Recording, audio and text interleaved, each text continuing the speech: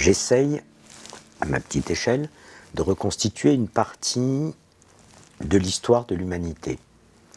Et pour ça, forcément, je suis obligé de fouiller dans les archives de la Terre. Les travaux de ma mission se déroulent principalement en Indonésie et en Indonésie sur l'île de Java.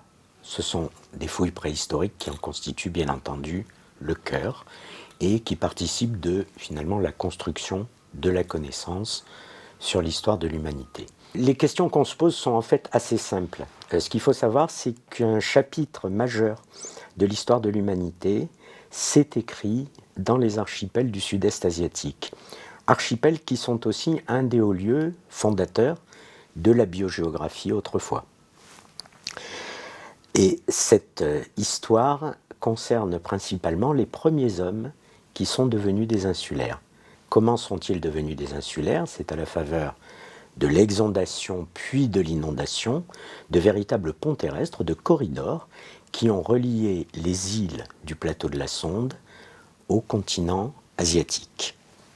Alors ces hommes sont arrivés pour les premiers il y a environ 1,5 million d'années jusqu'à l'île de Java. Ce que nous étudions finalement, c'est leur évolution bien entendu, leur adaptation, qu'elle soit biologique ou culturelle, à tous ces milieux nouveaux qu'ils ont rencontrés en traversant la ceinture équatoriale vers le sud à la conquête de ces îles. Et nous les étudions jusqu'à leur extinction, il y a à peu près 100 000 ans, et jusqu'à l'arrivée des tout premiers représentants de notre espèce à nous, Homo sapiens. Nous sommes labellisés dans le cadre du Muséum national d'histoire naturelle.